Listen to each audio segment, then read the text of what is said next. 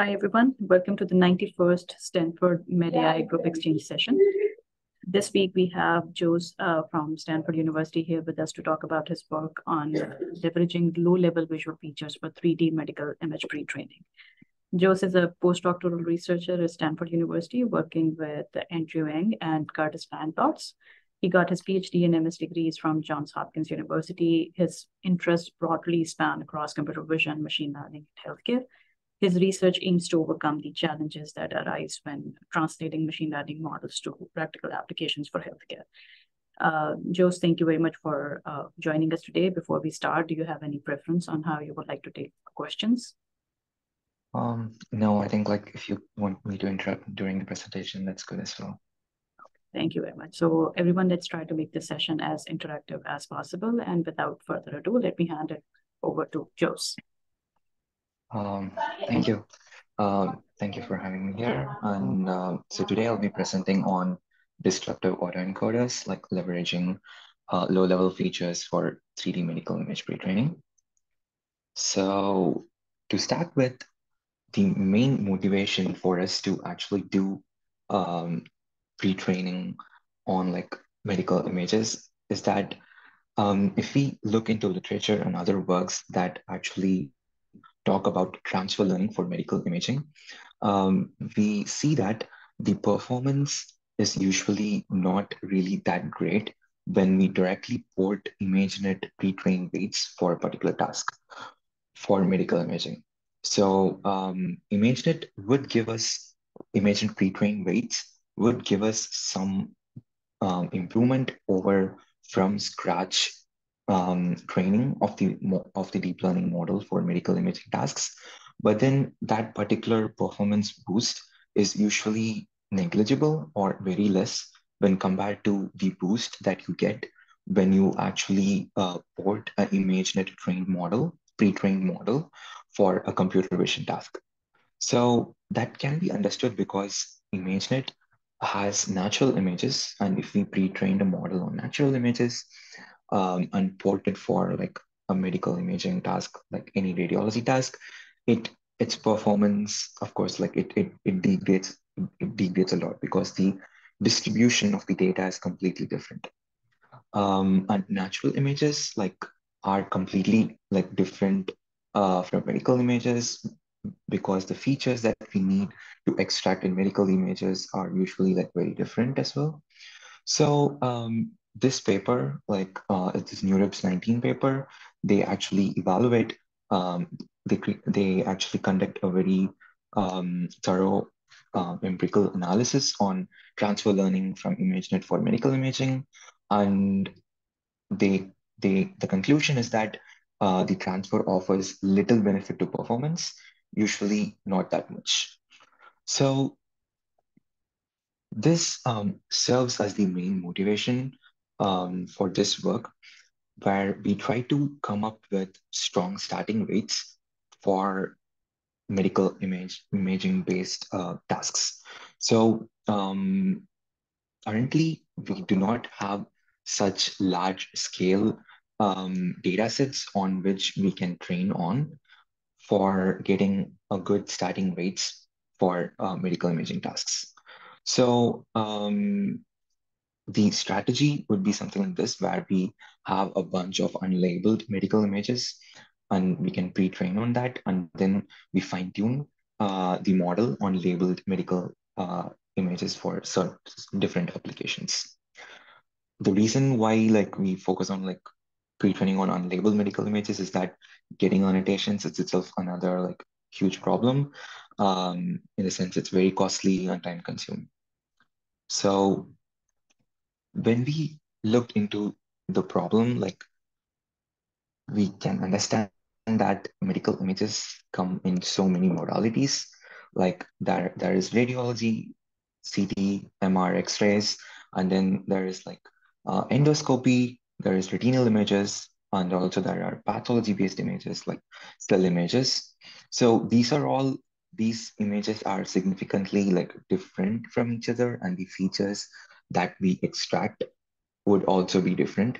So in this work, we mainly focused on just 3D radiology to start simple, and hopefully like we can scale it up and come up with a very general pre-trained weights in the future. But in this work, we mainly focus on 3D radiology, which are basically volumetric dense scans. So usually these CT or MR volumes are huge in size, in the sense they are of a high resolution, like 512, and also they have a depth of like from 256 to 512. And each data point in the scan is also important. I mean, like they are dense volumes. So processing them is a little bit of a challenge as well. So first, what we did was we curated a pre-training data set for 3D radiology. So we used publicly available data sets of CT and MR, all 3D volumes, and we basically like put together different volumes from different parts of the body, and all of which are publicly available because we wanted we thought like it would be first interesting to actually establish a pre-training data set which is publicly available so that people can pre-train their own algorithms and have a study of just the pre-training algorithms. So each volume has around like 150 to 360 slices, totally amounting to around 2 million images here. Can I ask a quick question, Jules? Yes. So in this set of, like, if you go back to the previous slide, in this set, do you have like all anatomies? So basically brain, chest, abdomen, and all of that, or do you restrict yourself to like certain anatomies or pathologies? Yeah, we have like all anatomies in a sense. I mean, it's kind of difficult to say if it's all, but it definitely has a variety of like chest, abdomen, brain, musculoskeletal data and stuff. Gotcha. Thank you. Can I also ask a kind of low-level question? So Yes. can you explain or give a bit description? What's the difference between 2D images and 3D images? Right. The main difference. Right. So the main difference is the 3D images have another dimension. So let's say your 2D image has height and width. So that'll be just a H cross W image. But the 3D volumes have like H cross W cross, say D, by D is the depth. So you have like different depths at which the scan is taken. Okay, got it. Thank you. One more question. These X-ray images, MRI images are in DICOM format, right? Instead of JPEG or PNG format? Yes. So they are usually DICOM, but I think for this work, we actually converted everything to .nii.gz so that we can easily load it using our database. Okay, thank you. Yeah. So this was with the pre-training data set that we curated.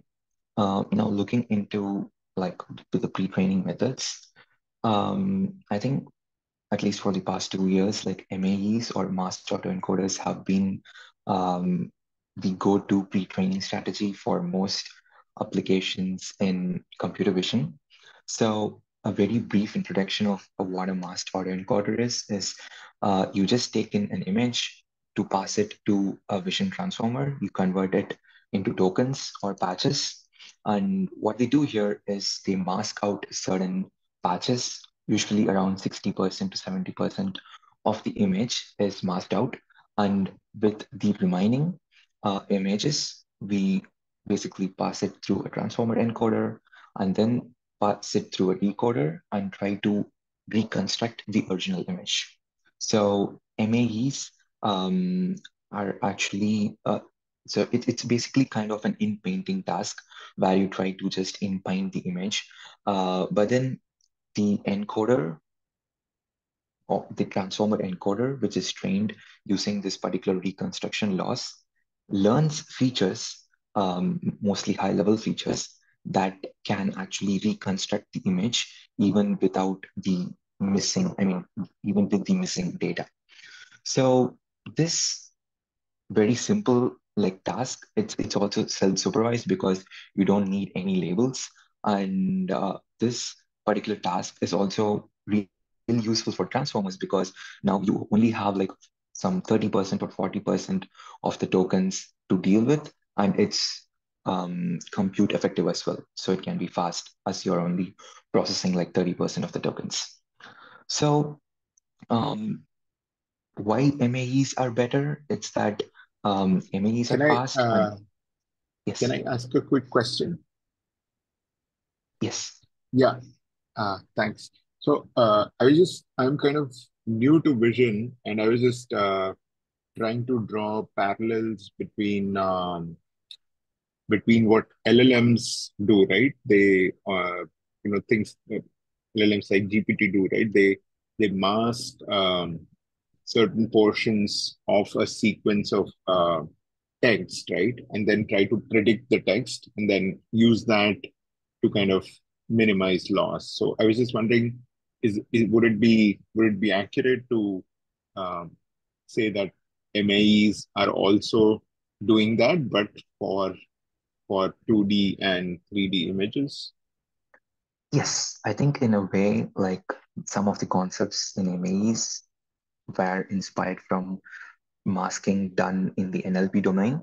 So here it's kind of similar because even in like training some of the language models, we do mask the input tokens and we try to like predict the original tokens. So here it's kind of very similar, but then the tokens here are basically patches of the images. So that can be parallels drawn between this and masking done in language models. Thank you. Thank you. So in here, the encoder only take those like not masking patches as input, right? Yes. And how about the position embeddings? Are the positions of the patches the same as the original position or the new positions? Yeah, so that's a good question. So here in the original ME paper, what they do is they have a positional embedding for each patch or each token. And then in the decoder, they just send those like the positional embedding information as input to the decoder so that the decoder is aware which of the positions were masked and can decode things accordingly. So the position embedding is there is positional embedding in this architecture. Okay. So in terms of the encoder, then the like the position embedding of the patches will be let's say that for the first images, will it be 1 or will it be 3? Because in the original input, it's the third image patches, right? Right. So the positional embedding would actually be fixed in the starting itself. So Okay.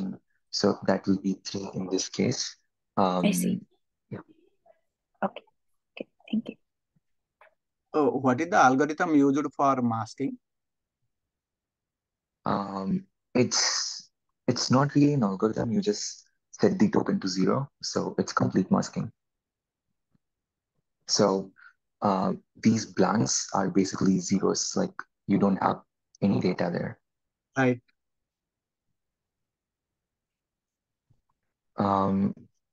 So yeah, I guess like if you have been following the pre-training literature, there are a lot of pre-training techniques like in the contrastive or discriminative like type, like contrastive, CMCLR, Dino, Moco, SimSam, and like so many different techniques in the contrastive regime. So MAEs specifically conduct experiments with contrastive losses as well, and they do obtain like slightly better performance than those pre-training techniques for classification tasks. But then if you look at semantic tasks like segmentation or detection, they obtain pretty good improvement over those over like contrastive objectives. So MAEs are better than contrastive objectives, especially for semantic tasks, and also they are faster during pre-training. So um, when we started this work, there were already like a couple of papers which previously explored MAEs for medical imaging. So adopting MAEs for medical imaging is again like pretty much similar to what was done in vision. You mask out certain like patches in the input, you try to reconstruct, do the self-training, and then like port those weights for any downstream application like segmentation. And it was shown that MAEs gave better performance than from scratch as well as like ImageNet weights, ImageNet pre-trained models. So, but then there were still like certain questions to answer, like are MAEs actually a good pre-training method for medical images? Because like the reconstructions, like in the vision, they are quite coarse and they basically like extract like high level information. So would that be sufficient for medical images? And also, can we like maybe improve it somehow? And also, can we come up with like universal starting weights for all modalities? Because in the medical domain, there are like several modalities, like even CT and MR are two different things. So can we come up with like a general starting pre-trained weights for like any 3D radiology task? So So with I had a quick question here. So, yes, the previous slide, the second bullet, right? Can you go to the previous slide? Yeah. So I was just wondering when you were kind of doing the work, right? Like I'm just curious, like what, like to me it seems that CT and MR and like each modality is very unique in terms of how it represents information, 3D information. So like my naive um, guess would be that there would be a model which would do very well on CT, and there would be a model which would uh, trained on MR would do very well on MR, and maybe PET is different. So I was just curious, like I think you will, like maybe I'm preempting or and like maybe this will come in the future slides, but like I was just curious, like was the initial hypothesis that we need different models for different modalities, or was there that maybe we can find one general model which will be good for all 3D modalities? right. Yeah, so that's a very interesting point of discussion, and I believe like a lot of people are also currently looking into answering that question. And to give a quick answer, I don't think like no one has an answer for that question yet. But like what I can say is that in our experiments, when we actually pre-trained the model on both CT and MR, and we had a generic pre-trained weights. And when we used that generic pre-trained weights on like, different tasks, like different tasks of CT, different tasks of MR, we found that the performance difference than having like just CT pre-training and just MR pre-training was not that different. Although just CT pre-training and just MR pre-training did give us better performance, but it was only very little improvement. So, but then having a generic pre-trained weights would be helpful in a situation where where you can simply put that weight for like any new task at hand. So let's say like So any now new downstream task, right? Right. yes, Like yeah. tomorrow you want to do something on PET or some other modality. So you, okay. Yeah, that's correct. Because currently we are just talking about like CT and MR, but then if we look in the medical imaging space in general, there are like so many different like modalities. So coming up with a generic pre-trained weight is not really a bad thing in my opinion. But if you want to like fine-tune things just based on performance and not generalizability, then going with just CT pre-training might be helpful. But again, the difference is not that much from our experiments. Thank you. So basically, you're saying that, to squeeze the maximum performance, you want to do that. So maybe a way out is, like people say, ChatGPT is MOE, mixture of experts. So maybe like there's this, meta model, which is like a mixture of like CT model and MR model and PET model. And okay. I agree. Yeah, I think that would be one interesting way to address the problem rather than like mixing in everything. Maybe like grafting models together could be a good approach to solve the multimodality problem here. Just one quick question. You're using CT data, so are you applying any particular window, or you're taking the whole range of hands field units? So we did use windows because like it was difficult to fit the entire CT volume in a single GPU. So we did have crops, but I think the crops were like 96 cubic. No, I meant like windows applied on pixel intensity, because intensity is enhanced field units, right? Right. So different intensity ranges are used to enhance the bone only or the tissue structure only, right? So did you Right. or you took the whole pixel intensity range? We took the whole intensity Pixel range. intensity range. Okay, Yes. okay, Yeah. okay. Yeah, makes sense, because otherwise, if you're applying just the bone window, then it just enhances bones, and everything else is kind of fades away. So you don't want to do that because it's a genetic model. Right. Yeah. Thank you. So in some of these early works, like for MAEs for medical imaging, we can see that the reconstructions are like very coarse in the sense they lose any fine-grained details like bones, or like you can see that the reconstruction column here for like different modalities are like very pixelated. So this is an interesting, I mean, this is not really a big problem in vision because let's say you're reconstructing an image of a cat, you would still be able to say it's a cat even though it's coarse. But then in most medical imaging based tasks, what we need is actually the fine-grained details because any disease classification or like segmentation of like anatomy is usually based on these fine-grained details.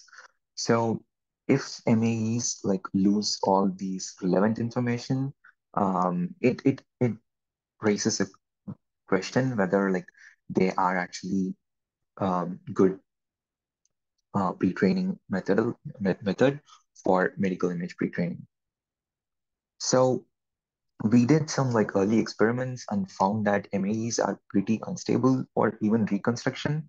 Um, even with like different masking ratios that we tested, and also the downstream performance was not always great. It did give us like some boost for some data sets, but in other data sets like it didn't really it was not really a real reliable. And of course the anatomy details were like missing in like most of the images that we pre-trained them on, which is similar to the reconstructions that was actually shown like in the previous papers. So I have a question.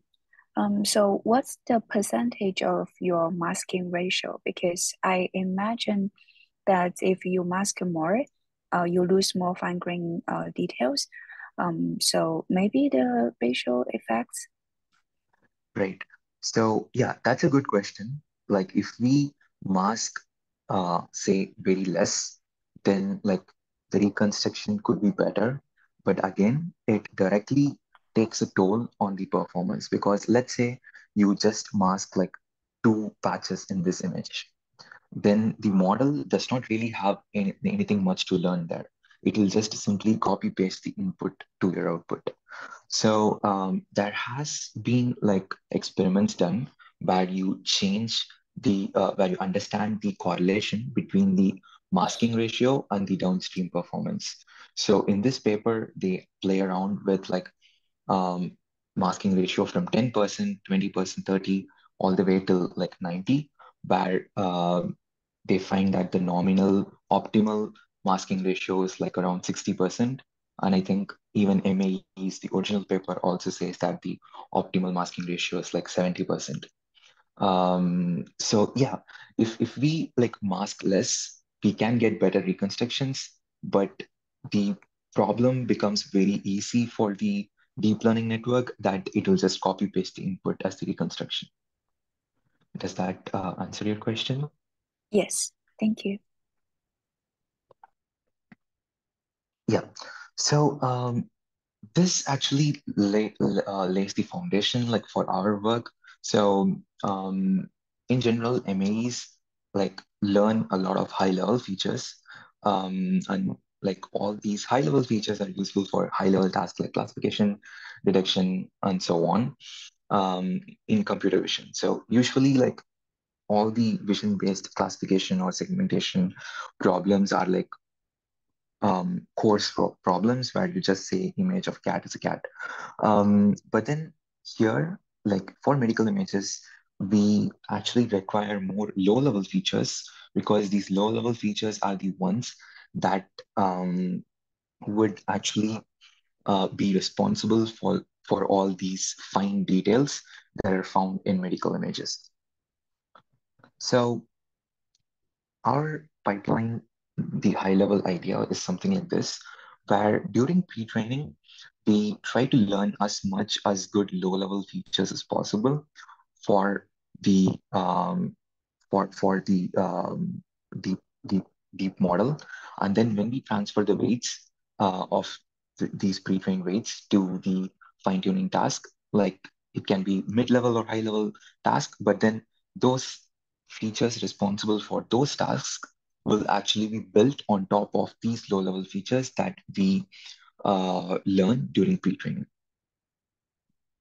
So how to extract better low-level features?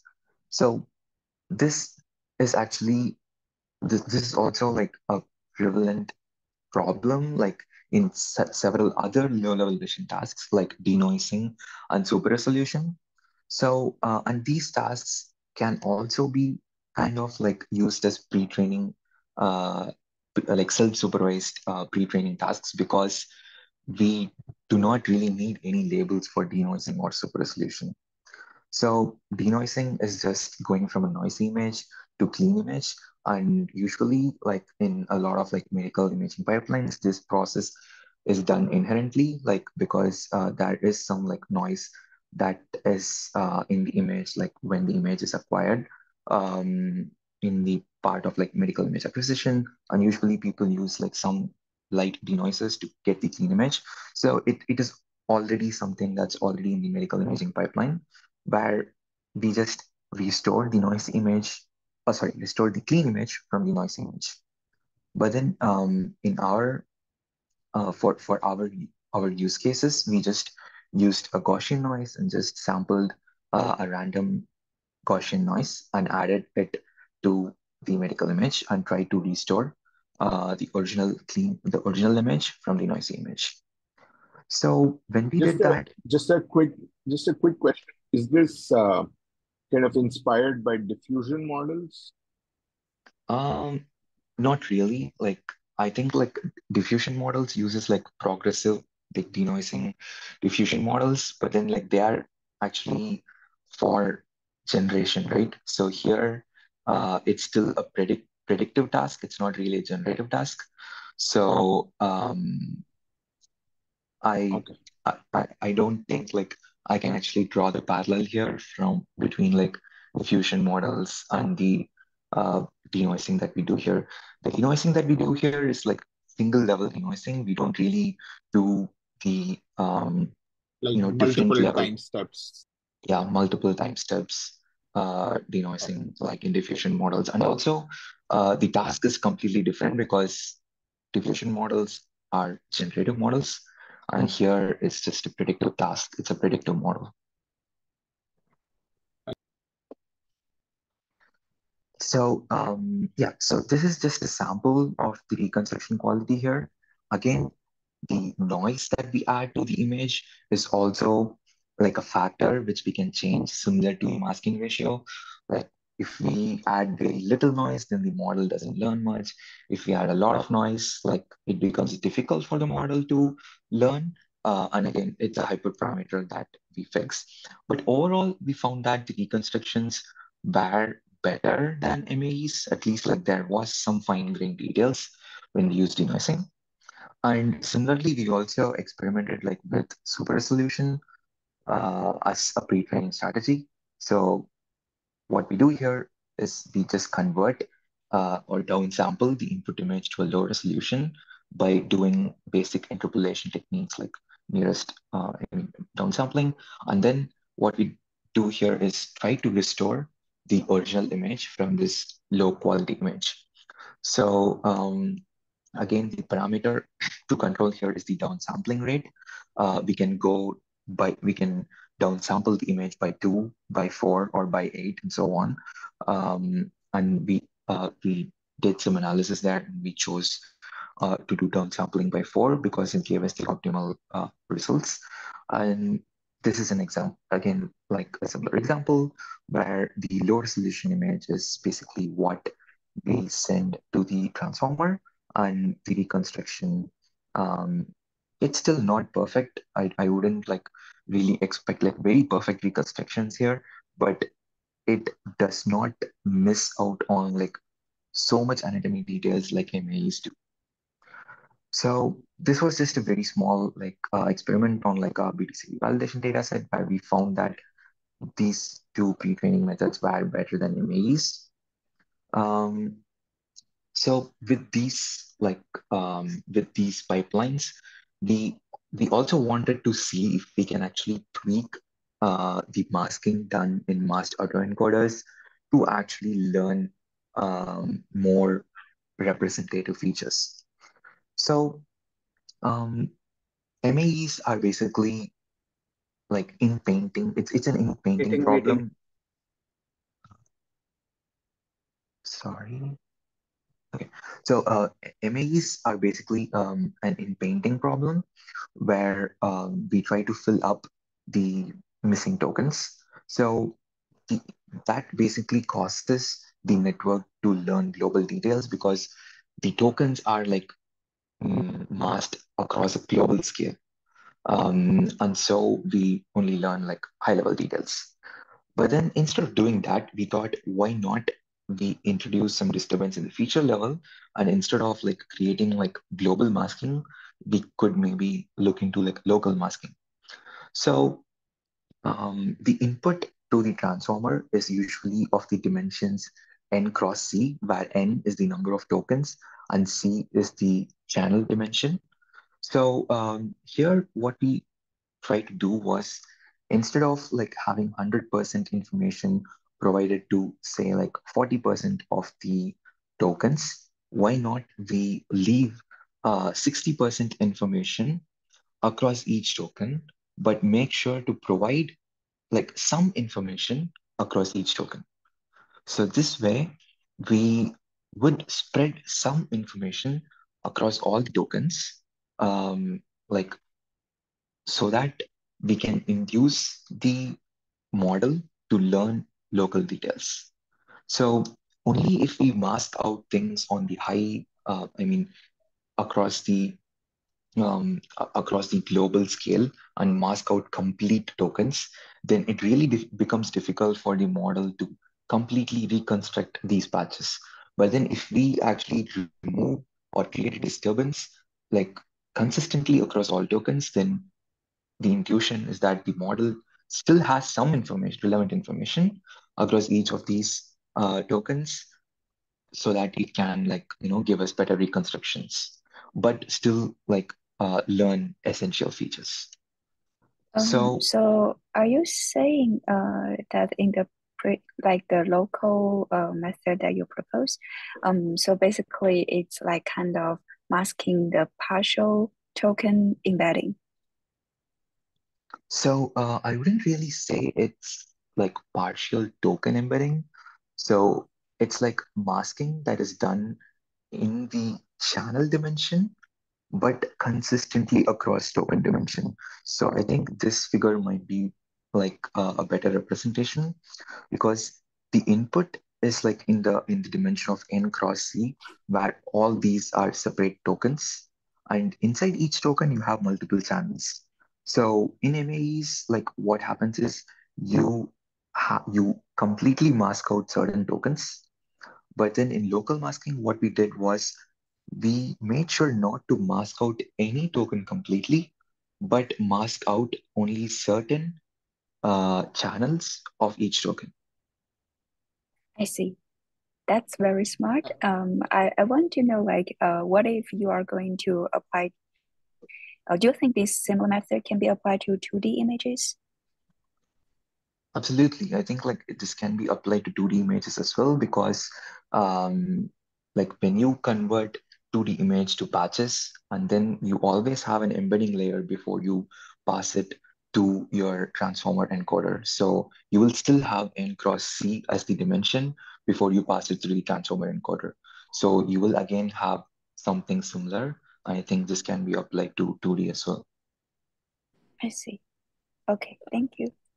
Quick question actually on the same topic. So in a 3D volumetric like voxel, your channels are essentially like different slices, right? Or is that something else that I'm missing? So can you say that again?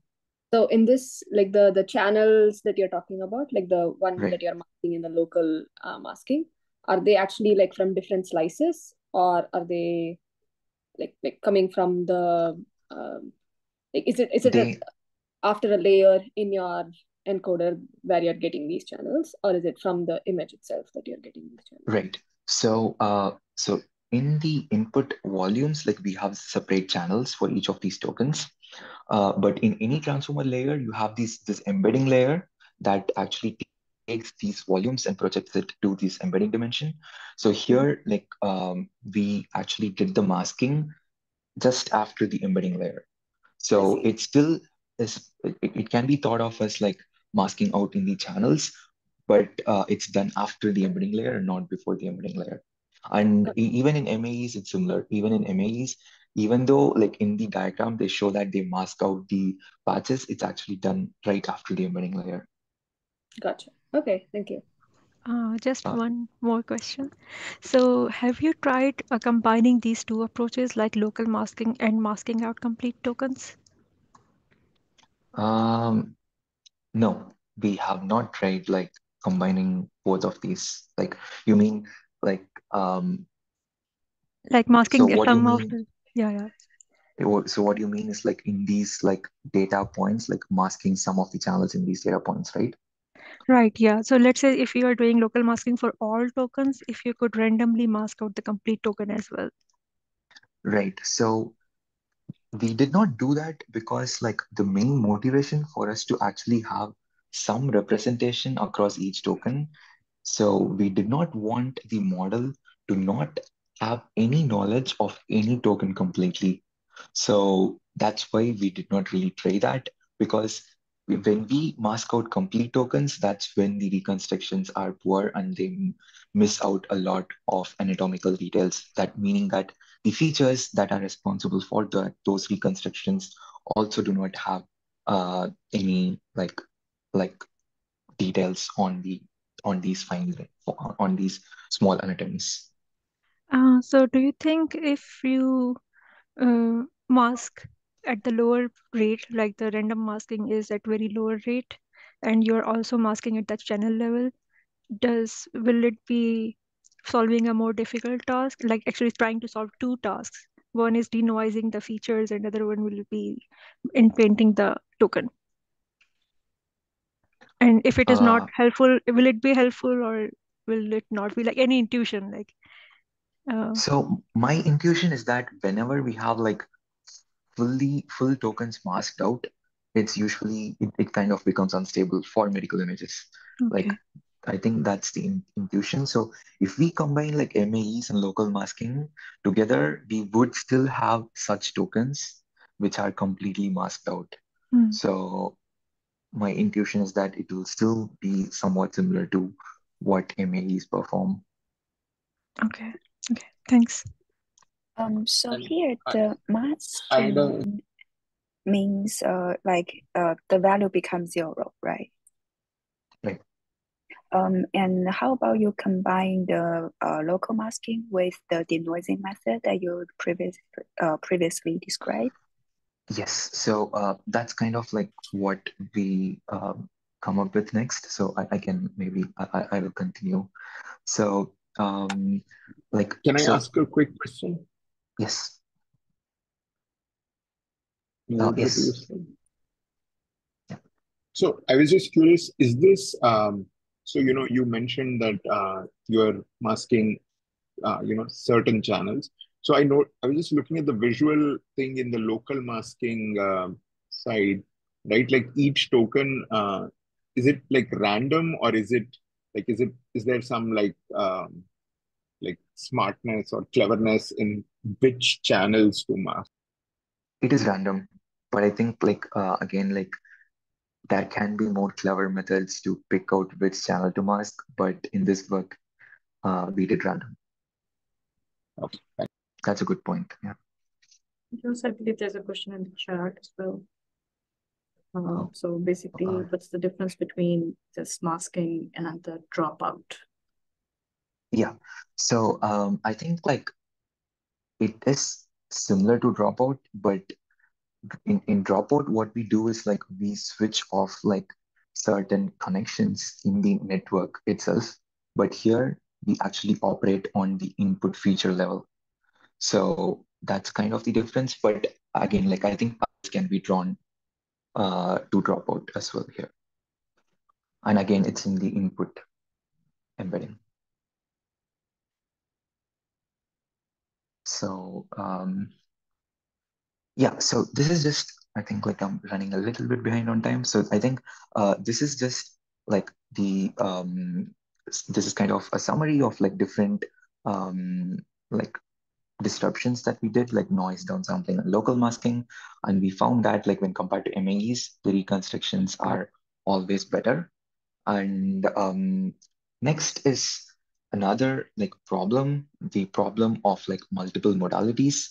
So in medical imaging, we usually have like so many modalities, something that we discussed like previously, and having separate pre-trained weights for different modalities, although it's like really good, it's still a burdensome process because and also the number of data points would be less. So for example, if you just look into CT only pre-training, then the number of publicly available volumes might be, I don't know, like let's say 5,000. But then if you are going to include like a lot of other radiology um, data, which also look into like, similar organs, then the number of data points would also be high. So, but again, like I wouldn't really say like I wouldn't really pivot into saying this is the best way. I mean, doing multiple modality pre-training is the best way or single modality pre-training is the best way. But in this work, we try to understand this problem better and see if we can actually even pool all the data and come up with an unified pre-training weights. So we just focused on 3D radiology, so it's just going to be um, CT and MR, but in MR, like there are like different like modalities like T1, T2, and so on. So if we just come up with CT pre-trained weights, applying that weights for an MR downstream data set is basically, I mean, I wouldn't say it's not feasible. You can still port it, but it will not give you the optimal performance. But then if we pre-train it across like multiple modalities, then we basically have this like really good generalizability of the model where we can actually port a single generic model on like different modalities, in the sense it can be like different downstream tasks where each downstream task is different modalities. So um, so this particular pipeline would be beneficial for us to come up with a generalized pre-trained weight. So to do that, what we did here was actually propose a contrastive based loss where we basically pull features within the same modality closer to each other and push features of different modalities far away from each other. So let me um, take you through this diagram. So let's say you have CT and you get there are like say like several CT images, and all these green dots are basically features of like different CT images. Similarly, like all these violet dots are features extracted from like a T1 MR of different T1 MRs. So what we want the model to understand is that these um, features extracted from CT images should be closer in the feature space than, say, a feature point of CT and MR. So the loss that we construct here basically pulls together features from the CT images closer to each other while pushing away features of different modalities. Like CT and MRT1 will be pushed away, while like CT and MRT2 will be pushed away, but CT and another CT will be pushed closer in the feature space. So Just in this case, do you have two different modalities for the same anatomy? For example, if you have head CT, would you like it to be closer to the chest CT or the brain MR? yes. So I would say that's a limitation of our work. So I can understand so the best option here would be to also consider the organ into consideration, because like a brain MR and brain CT might have certain like structural features which are closer to each other. But then a chest CT and like a brain CT might have certain other features which are close to each other. So to come up with a really good like contrastive loss, I think we have to devise it like even more make it even more constrained by taking into the location also into consideration.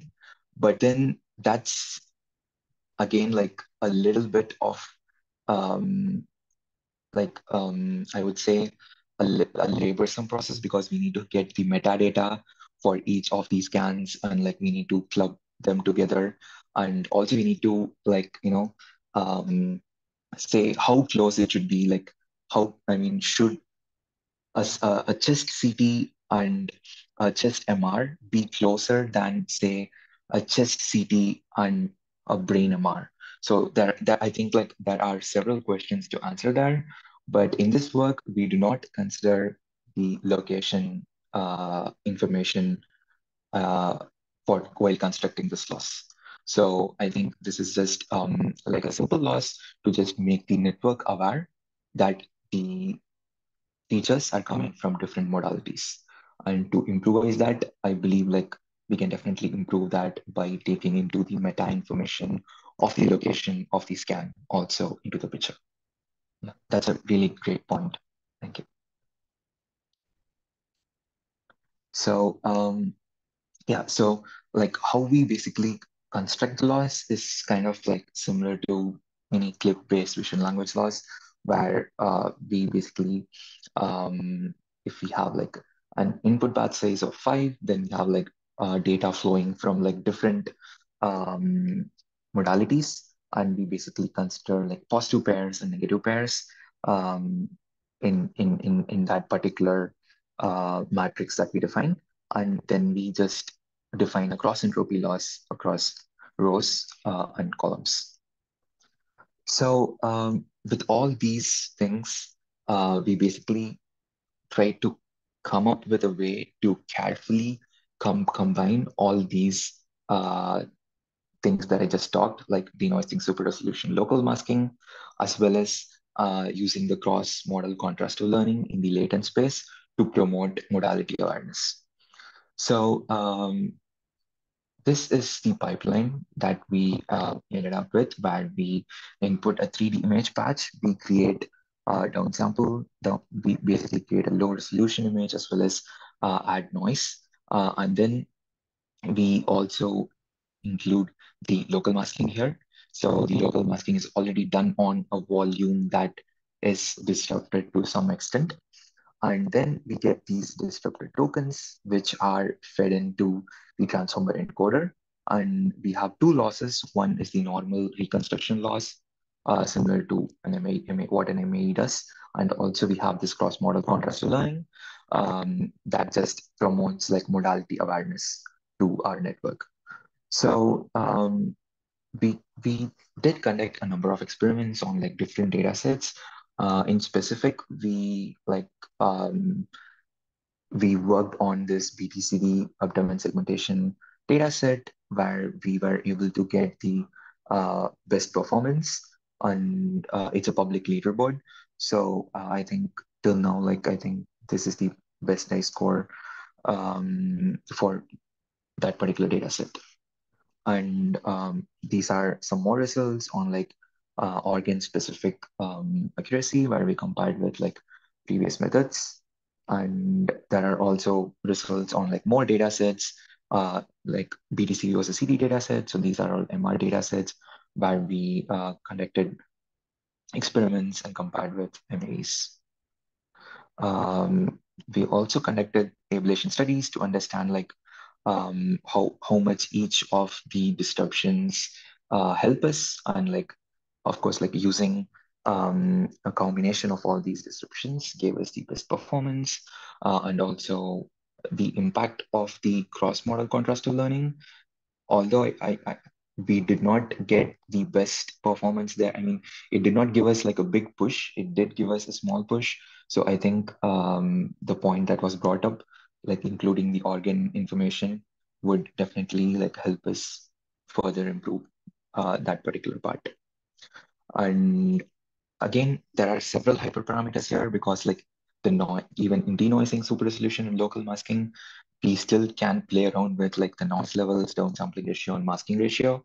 So it's kind of a huge search space. So we did conduct some experiments to understand what is the optimal.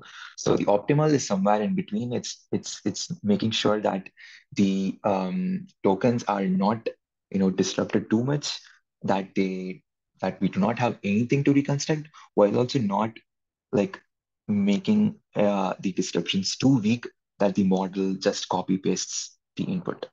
So it's always like the sweet spot somewhere in between. In between.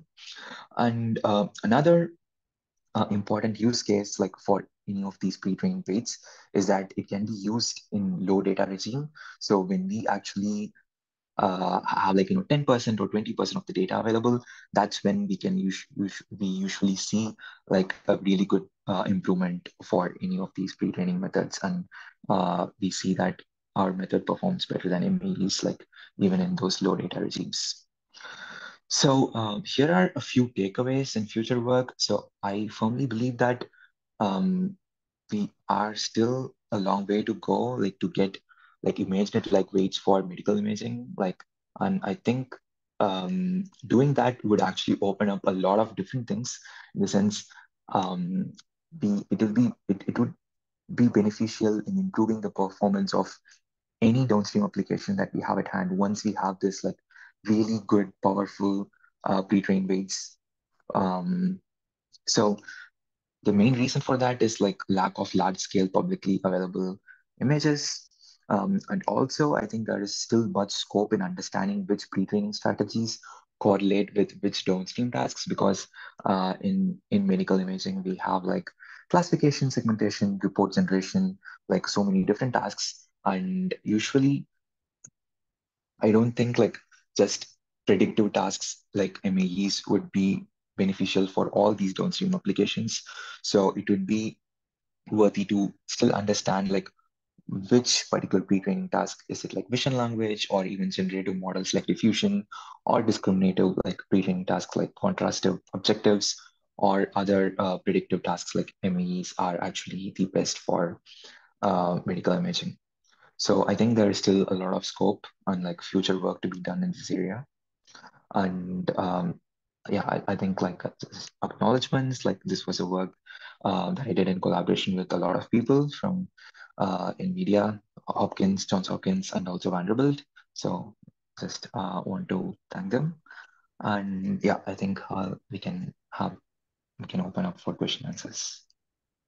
Thank you very much, Jose, for this very interesting presentation. So before we move on to questions, we should give a virtual round of applause to our speaker. And I know that we are running out of time, so if you have to drop off and if you have a question, we can put you in touch with the speaker later as well. But if you have any questions right now, you can please go ahead and ask.